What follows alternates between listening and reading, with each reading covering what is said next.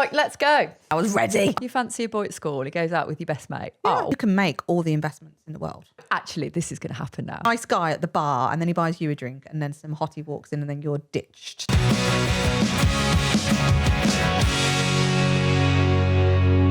One of our favourite phrases is, if nothing changes, nothing changes. Oh, I thought you was going to expect me to do the other half of it then. I was ready. Oh, I was were you? waiting for it. No, could have done that, couldn't we? A little duo starting block thing. Yeah. So, if nothing changes, nothing changes. What does that mean?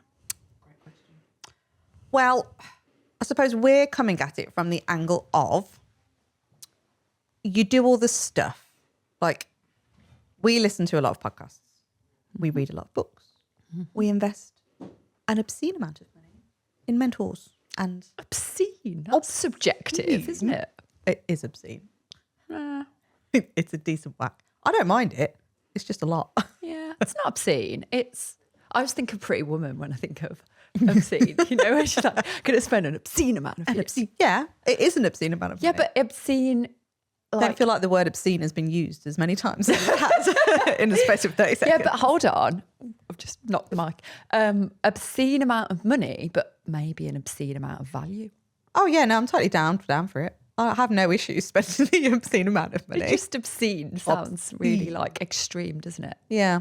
But anyway, we do all of that stuff. And I'd say there's an element of magpieing because, again, we're only human. Magpie. You know, the little shiny object thing. Yeah. You go around and you go, ooh. Peck a mirror. Peck a mirror. Not getting off to a good start. This episode, random things coming out. But, you know, we're all guilty of it. We all enjoy learning all this stuff. We all do it as a dog trainer. So I was like, ooh, I've just done that thing. Oh, I don't feel like I know enough about it. And then that person's putting a thing on. So, oh, I'm going to go and do that. And then, oh, and it just keeps going. So I suppose the point of that, nothing changes if nothing changes. Well, I suppose the first question is, what is it you are trying to achieve? What needs changing? Yeah, like what have you identified that you'd like a different outcome for? So in respect to our listeners, I guess it would be a case of I'm at a stage in business where something needs to change. It doesn't matter what stage of business, whether you're just starting out, whether you've been in it for a few years, whether you're already smashing the 6-figure mark, but you feel like you could be doing better. What needs to change? Like, I need to do something. I'm at that point now. And the problem is, if you can make all the investments in the world, you can go and spend all your time consuming all the free stuff in the world as well. Like, there is enough information out there that technically you don't need to pay anybody for anything anymore because it's all technically out there already. However, if you are not willing to implement anything, well, nothing's going to change. Same for our dog owners. They're not going to change anything. Like, that dog's behaviour is not going to change unless something changes. And they are in control of that, not you. But you are in control of your business. But Joe, I'm a business owner and I have tried changing. I've done this, I've done that. None of it's worked. Now what? Oh, there's a few things on the back of that. And I know. So, in reality, if that's how you genuinely feel, then I would encourage you. You're being too kind to me. I don't think you'd be this kind if No, I I was your definitely wouldn't client. if it... God. Well, no. Actually, no. I had a conversation with a client the other week and it was of similar lines. So I'm in panic stations because I've not got any inquiries coming in and the money bit is a real issue now. I've tried everything and nothing's working. Okay, when you say I've tried everything, what do you mean? I've reached out to all my clients and I've posted on all the local Facebook groups. I don't know what more I can do. Like, no one's biting anything. Okay. Now, at face value, that sounds like you've done a lot, doesn't it? Oh, yeah. What do you think I asked? How many Facebook groups? Yes. How many clients? Yeah, exactly that. Get the data. What's the actual data side of it? So in this particular response, it was 2 Facebook groups. How many posts have you done? 1 on each. Right, okay. And when we say all of our clients, how many? 5. And it was a text, not conversation. I'm like, oh, okay then. So already, contextually, you've got 2 very different scenarios now, haven't you? You've got, I've tried everything. Catastrophize. I'm in the social media group. I've spoken to all my clients, like emphasis again, like all.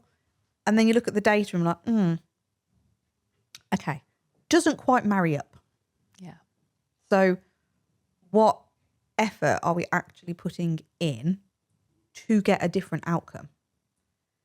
And I think sometimes this is where these internal blockers come up and we try and keep ourselves safe again. So that annoying part of our brain that goes, oh, you can't possibly do anything that's a little bit uncomfortable. That's not safe. That's a bit risky. And the daft thing is we're all fucking behaviorists. Like we know how the brain works, but we're not applying it to ourselves. We compartmentalize that into dog training though, don't we? Yeah. Like we know exactly it's that small part of your brain trying to keep you safe. Going, oh, you don't know what's going to happen. What if you put 50 posts out? It's like, and again, I know I'm being a little bit nasty. No, but I'm not being nasty. It's true though. It is. This conversation, I feel like we've sort of danced around this topic a while since we've been doing this podcast. And today we wanted to really drill into it, didn't we? Because we hear that same scenario that you've just given an example of there, day in, day out. Yep. Done all of the stuff. I've spoken to have you spoken to every single person you've ever met before that's got a dog? Like that would be the level of, if the desperation stations is there, this is the level we need to be at now, is to go like, how many people have got dogs? How many people do you know who know someone who's got a dog? Like, are you going to these places where dogs are going to be like every day? Like think of all the places. And it's really interesting, isn't it? When you ask people, so think of all the places where dog owners hang out. Oh gosh. And then literally mine goes blank. Like I've done this so many times with people and they've gone, the park, that's one. Yeah. What about anywhere else? I don't know. I was like, think of all the other dog businesses out there. And they're like, oh, the vets. Yeah, that might be another one. Where else? And like, it's this keep going at them. And they're like, actually, I haven't even thought of going. Maybe I've gone to the vets or maybe I've gone to the park, but I'm not going to go and speak to anyone at the park. The park is there full of dog people. Social media has ruined the art of conversation. It has, hasn't it? And actually, I'd go as far as to say social media implies that there should be an art of conversation that's still it's social. It's not there. It's not. It's become this place where, I don't know. And not to do social media disservice, actually, because I think it's an epic We're lucky tool. to have social media. It's free in the most part. It is the best form of advertising you will ever get. However, it is not the only form. And I'm not even going to say I think we forget. I genuinely just don't think people know. No. Because that art form has been lost of human to human connection. So as soon as you suggest someone, like, have you tried everything then? Could you possibly go and have a conversation with somebody in the park? Hannah Malloy, who we've interviewed on here before, Michael O'Sitter, he did. They've stood on a rock and shouted at people, who wants dog advice? Yeah. Come over. And you go, I can't possibly do that. I'm like, well, again, nicest possible way. How badly do you want your business to work? What are you willing to do? So true story. A few weeks ago, we both agreed that we had taken our foot off the gas a little bit. And we went, shit, sales have tanked a bit this month. Kind of need to fix that ASAP. Got some hefty bills to pay. So for a weekend straight, I personally reached out to about 75 people. Cold calling. So these are people in our Facebook group. Who knows? You might even be listening to this now going, I was one of those people. But I was adding people as friends and I'm calling them. There's a little phone number, a little phone icon on Messenger when you're a friend and you click it and it rings. Yeah. Hello. Like, what? You can't do that. Why? Why can't I do that? What's the worst that's going to happen? They don't answer? Well, actually, this happens a lot as well, doesn't it? Certainly in sales. Right, okay. I've pulled my big pants up and I've gone, right, I'm going to call a person. And you dial the number and you're sitting there going, please don't answer. Please don't answer. Please don't answer. Why do you not want them to answer? You need the money. You want to be able to offer your service. Why do we do this? Because we feel like we're putting a gun against their head. Oh my God. I remember, my first proper job. I was 17. Actually, no. No, it was my first full-time proper job. I was working like earlier than that, but anyway. And it was in ad agency world, kind of the industry I was stuck in. And it was very, I say salesy. So we had clients that we were helping them place ad space for in newspapers, because it was in the day where you would advertise in print format. Like the internet didn't really exist at that point. So you had to ring the newspaper and say, can I please place a 1/4-page advert in the paper? And I remember the team leader at the time, she was sat right next to me and she goes, right, ring this newspaper up and say this thing. And I was like, oh my God, you want me to be on the phone in front of you as well? I can't even go and hide in a cupboard somewhere and just do it by myself. Like hide in my little, those booths where you used to have like the desk dividers up. Yeah. It was like that. And honestly, the panic, I could feel it like pumping through my body going, I've got to like pick up a phone. I've got to speak to somebody and I've got to do it in front of someone. And I don't know what I'm talking about. Oh, all that. But I'll tell you what, you make like 50 calls a day. You soon get over that. Yeah. You have to do it. You got to start. And guess what? I ended up having some amazing relationships with people on the phone who I'd never met in real life. But I was calling them every week to place an advert in the paper. But it's if you don't want to go that far and you don't want to cold call people, because not everybody is going to be comfortable with cold calling people. You shouldn't be comfortable. You're not taught to do it. No. But say if you don't want to do that, what could you, I mean, this isn't a lead generation episode really, but if you've got anyone who moves towards you in any way, so because we put a lot of free stuff out, sometimes we want a micro commitment, don't we? So we'll say, if you want to join our free training show that we do in our Facebook group, you can watch it live streamed through Facebook in the group, or you can join our Zoom room. If you want to join the Zoom room, comment some such word here, and then we'll message them the Zoom link.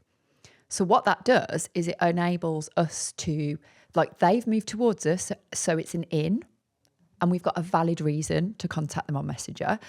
Once that show is ended, very often we go like, how did you find the show? And it's not from a place of like, I don't know, this isn't a sales conversation either, but it's just a genuine like, did you find that useful? There it is. Would you, what but else? It's all that customer connection though, isn't it? It's that human to human connection, which ultimately, I think everything is always going to form part of sales when you're running a business. Yeah, because without I it, think you're right. you've got to, that's ultimately the purpose of the business. Like you need to be able to make sales. But again, it doesn't need to be in that It doesn't have to be a sleazy way. Do you know what I was even thinking when you were talking before? I used to work in pubs for years and years. I worked on the bar.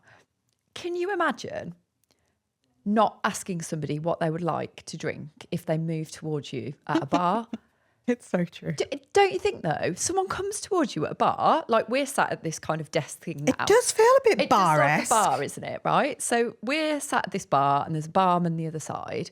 If we catch his eye or we move physically towards that bar, he is going to assume that we want to purchase something from him.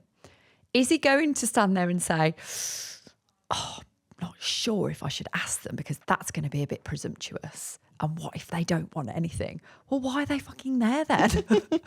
I like this. It's good though, isn't it? So therefore, like if someone moves towards you in some way, shape or form, asks your advice, attends a free training or a low cost thing or whatever it is, that person is putting their hand up at the bar and going like, I'd like to potentially Have buy some something. information, please. Yeah, I'm not necessarily committing right now, but I would say there's a good chance that they would commit if the right thing came along and you could offer the right thing to them.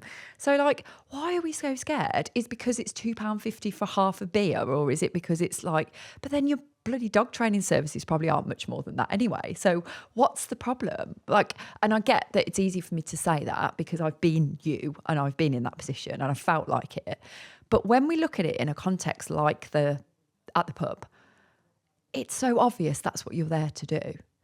Someone lands on your website, they're interested to know what it is you do and whether you can help them. So it's our job to give them a reason to want to find out more. Ask the question. How can I help you? What are you looking for? What do you need? It's all this human to human stuff. And I think it comes back to the purpose of this whole episode of like, if you are genuinely not going to change a thing, then okay, fine. And that's cool. If you don't want anything to change, fine. I don't think you'd be here if you didn't. But if you don't, cool. Crack on. Yeah. Like, I'm happy. I'm not going to try and force you to do something you don't want to do. It's not worth it. But actually, I think the reality of that statement of nothing changes if nothing changes, then you have to expect some discomfort. I don't know anybody that can implement a change for the better and not go through any kind of discomfort. Even think about like going to the gym. Like if you want to lose some pounds, like I know come May, which is my deadline, it's my accountability deadline. May, when uni can fuck off for good, the gym is coming back into my life. I'm going to swap out that time with that time. I know I'm going to have to go through some pain to shift this tire that I now have. It needs to go. You need to come with me to paddle tennis. God. Maybe. Oh, actually, this is going to happen now. Okay. I've got a goal in my head now. May, right? We're going to play. Yeah. Okay. Tennis. We'll do it. But do you know what I mean? I'm not just suddenly going to go, oh, I'd like to lose that tire, but I don't want to do anything about it. I'll take a pill. Yeah, like give me a quick fix. There is that option. Give me a quick fix, but it's still not going to do anything. No, it's not really going to do it, is it? And arguably, I still got to take the bloody pill. I still have to buy it. I still have to actually do something. Yeah. So, I'm never going to lose that if I don't change something. And I think that's a really nice example of what are you willing to change as well. So for me, I know full well if I stopped eating, well, actually, if I started eating better and stopped snacking, I'd probably lose some of that weight anyway. Having just eaten a cookie. Yes. I needed some sugar to continue this episode. Shoot me, That's will the you? justification for the cookie. Ryan is looking at us. I like, know, oh he's got God. his little laughy head on over in the corner again. So if you're aware of the things that you're doing and you also know the things that you're not, like, again, it's that ownership of knowing yourself. Like, even taking it back to that phone call bit, you and I behave very differently around the phone calls. Like, I have pushed myself. I've got too many years experience in phone call stuff for it to be an issue to me now.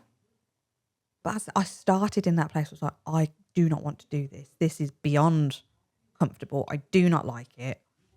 The whole physical stress was showing, like stress rash on my chest, shaking, like all of it.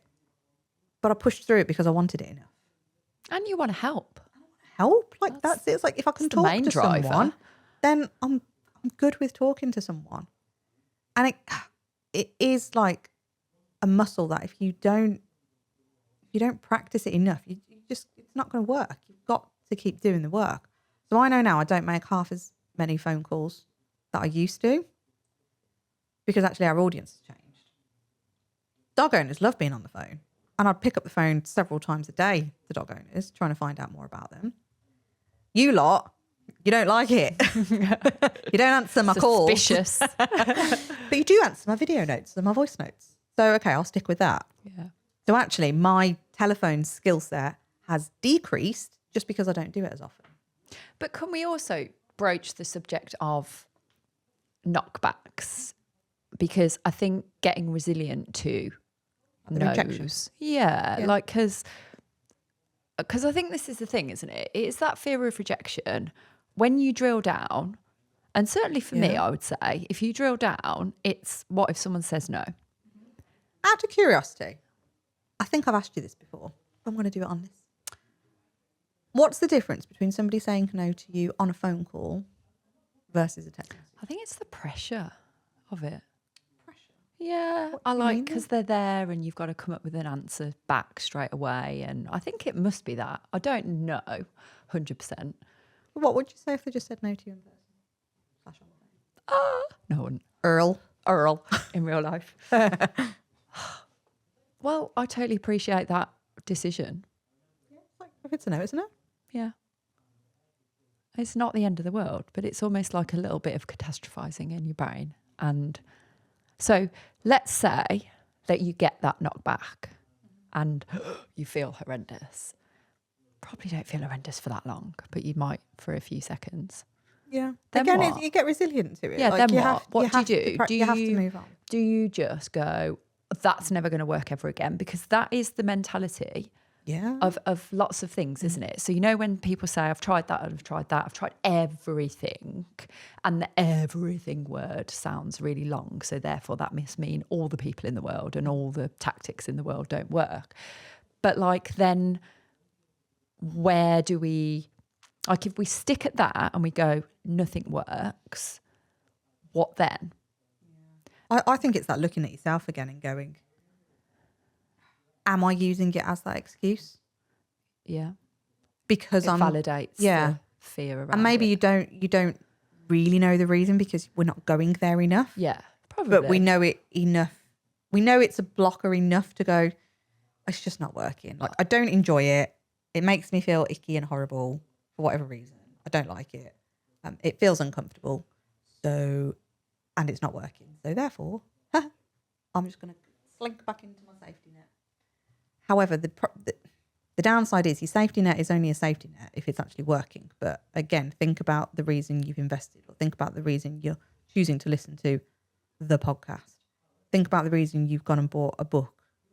Think about all the things like, do you know what I mean? Like if you're investing because you want something to change or you want more for yourself, then something within you is crying out to go, let me be uncomfortable so I can get to that space. Yeah, and it is all those moves towards it, isn't it? Yeah. Because we know have gotten to know a lot of you guys that are listening in, especially if you're in our Facebook group, because we see names pop up, the familiar names. Oh, that's that person again. That's that person again. Oh, they've signed up for that thing now. Or they've bought the book now. Oh, they're watching they've signed up for the pod classes, maybe the membership now. So like there's lots and lots of pull towards that person. So all those little micro commitments are going to add up to something bigger potentially one day. And it's not our job to push anyone into doing anything they don't want to do. That is never. You can't even you push can't anybody anyway. in. You can't push someone for a 10 quid service. If you don't want to spend 7 quid on a Starbucks, which we're likely to go to at lunchtime after this episode.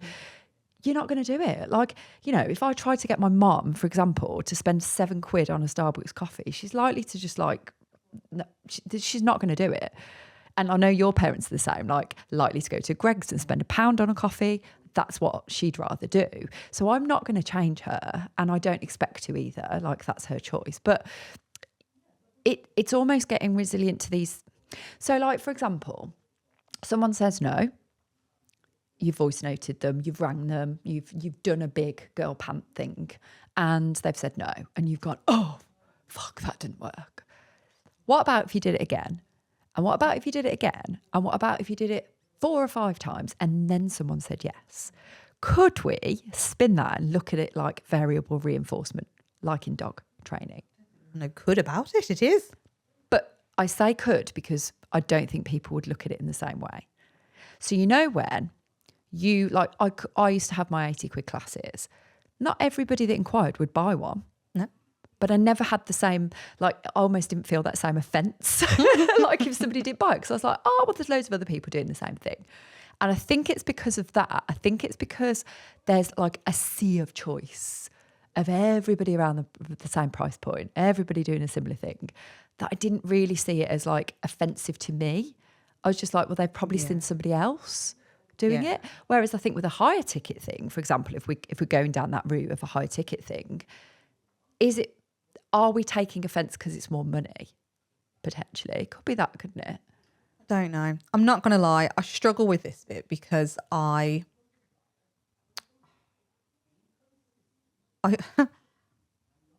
genuinely don't think I actually take offence at it, and I don't know if I ever did. And arguably, that could just be down to my experiences of being thrown in agency world, which is I would say it probably is, because I think most people would take offence to it. Next level. Like, if anybody has ever known anyone, or if you have worked in agency world, then it's a whole other beast in itself.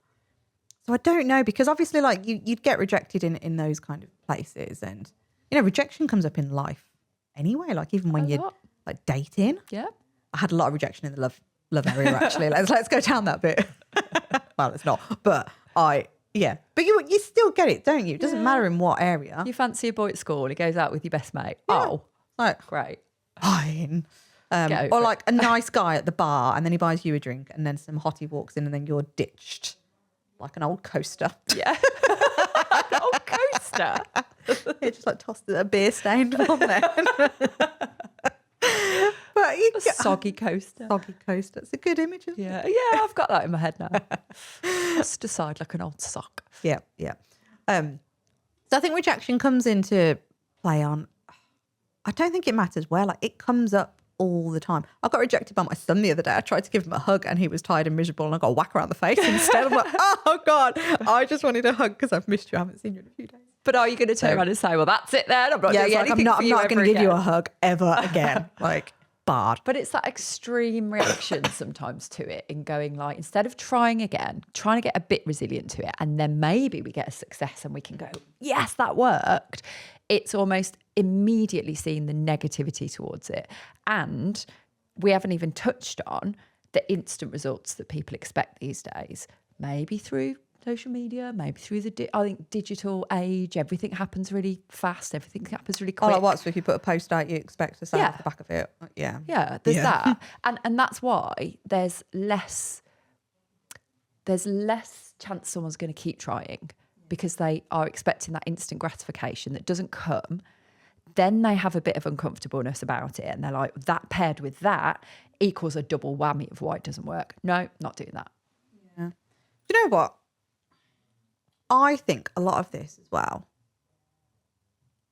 comes down to, like, again, thinking about the theme of it, like if we're doing something, so we're investing our time, energy, and or money into something.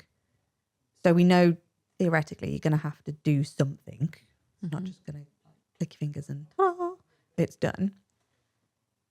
But I wonder what's the motivation behind wanting the change? And is the motivation high enough? Like, it is could the be other drive people telling there? you that you could do better. Yeah. You could be better, or you want to be better, but you don't really know how. You've got a lack of confidence in it. And I say that because I know, and I'm only speaking on behalf of like you and me at the moment, I know wholeheartedly that we will literally do anything to ensure that this business continues on this growth trajectory because of the impact it's having. Yeah. Like, that determination and that drive almost supersedes the money bit, but the money bit's important, as we've mentioned in previous episodes, because you need both. So that, because that purpose is so right, and it's like that proper North Star thing that we've talked about before, we're happy to sit in the uncomfortable because we can see the outcome. Don't want anything getting in the way of it, do you? Yeah.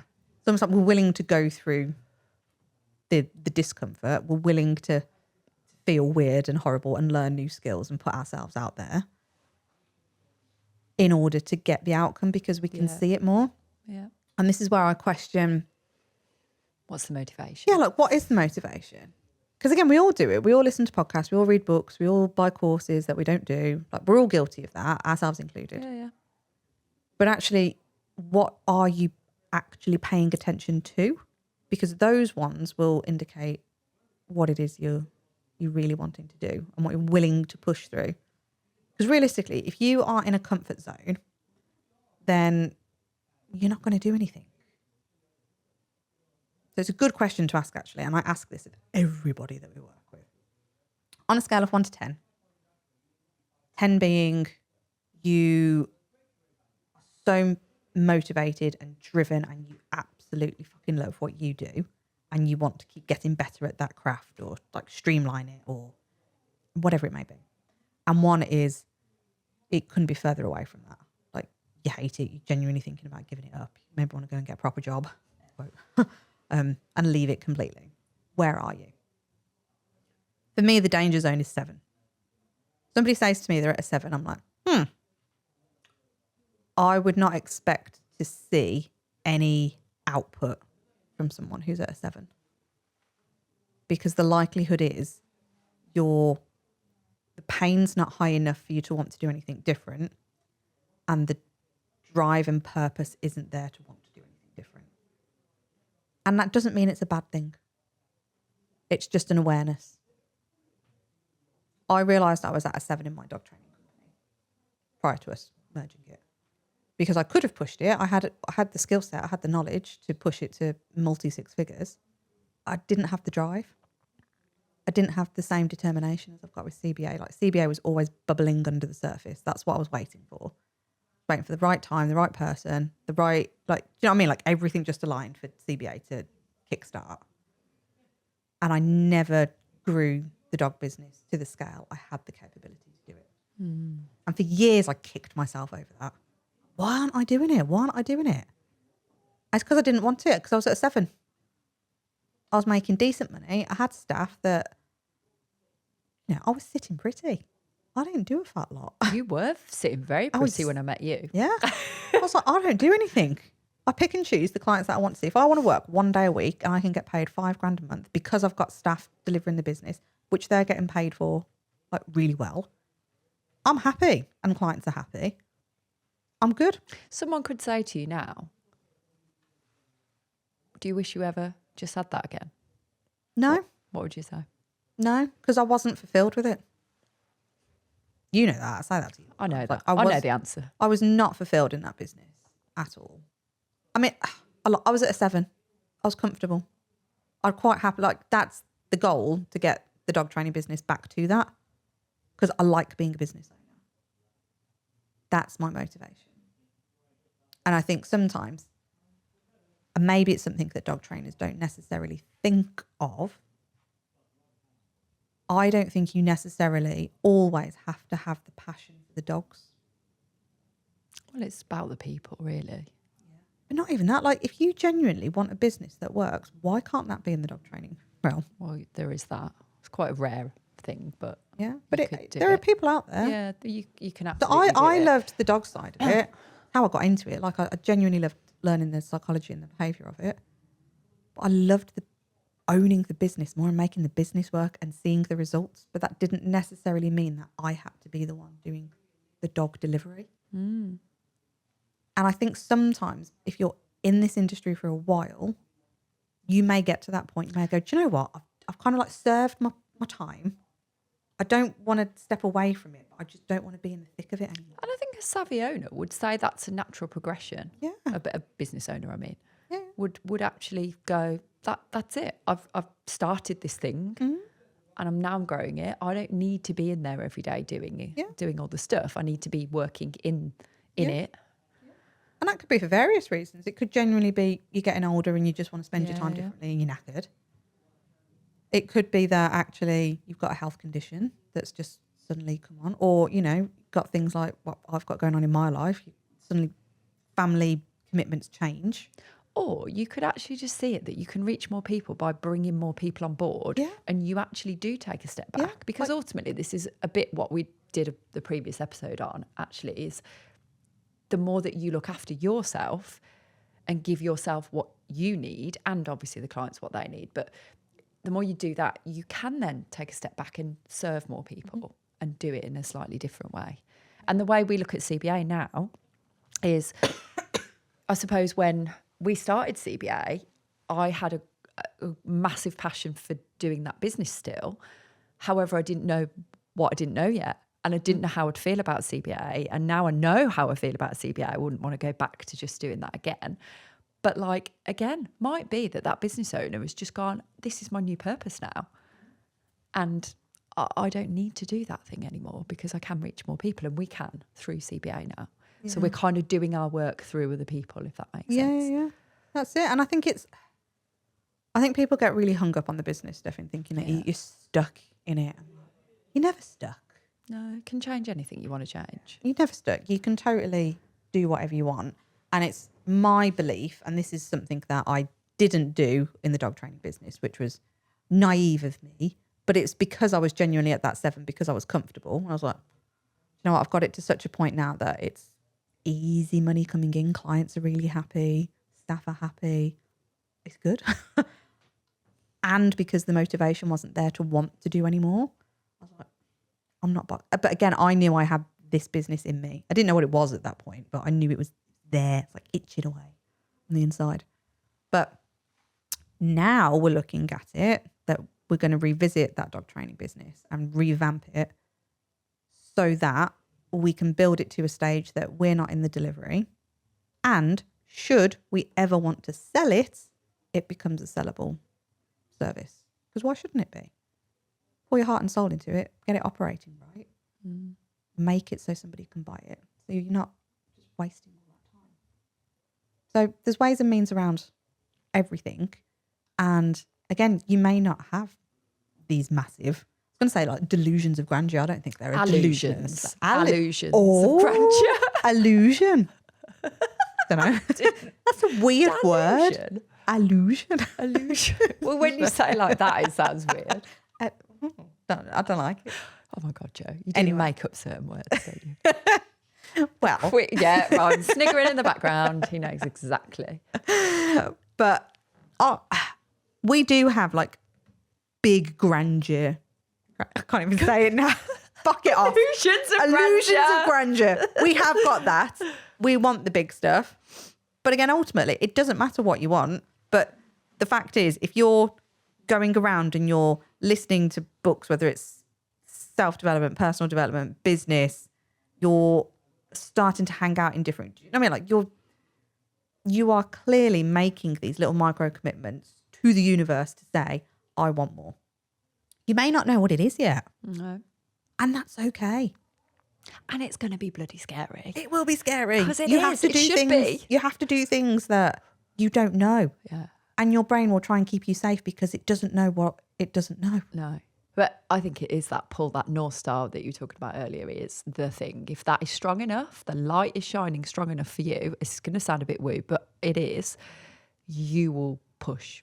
Yeah, you will do whatever it takes. Like me calling those like 75 odd people the other week. I wasn't comfortable doing it. It still feels a bit weird. But again, that's the society thing that we're just all kind of taught now, like, who picks up the phone? Like, just take away all human connection, but that's another story.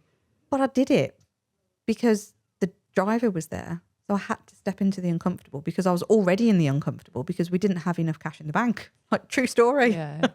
So how can I speak to people to see if the product and service that we've got is genuinely going to help them? Because if it's not, okay, fine, thank you, bye. And I think this is the other thing about when we're doing something like this is it's always done with integrity. And if we genuinely had that conversation with somebody and they were like, it doesn't sound like that's what I need, that's absolutely fine. And hopefully we would recognise that before they've even said it. Oh, yeah.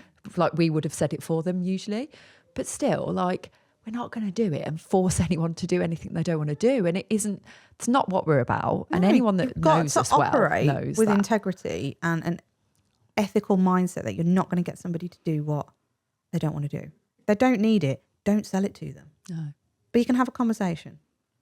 And it might be that you go, oh, do you know, I've just planted a little seed that they might go, you know, I've been thinking about that. It's not the right time. Okay, fine. We're in your world now. Like, you know who we are. Yeah. And that's fine. All you can do. But you have to keep stepping out of that comfort zone if you genuinely want something to change. So I would say, have a little check-in with yourself. Have a look at where you're spending your time at the moment. If you're finding yourself listening to like businessy style podcasts, then I would hazard a guess that you want something more from your business. Yeah. It doesn't have to be a massive scale. It absolutely can be, and I'd love it. But even if it feels small and you go, actually, I just kind of want to drop a Thursday night, but it feels scary to drop that Thursday night. Or I want to drop 2 days of dog walking so I can focus on training more. Or Test it. like See what whatever it happens. is. Like you are telling yourself that you need to do it. So jump.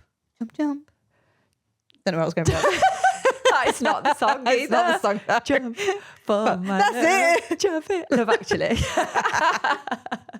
On that note, thank you guys for listening.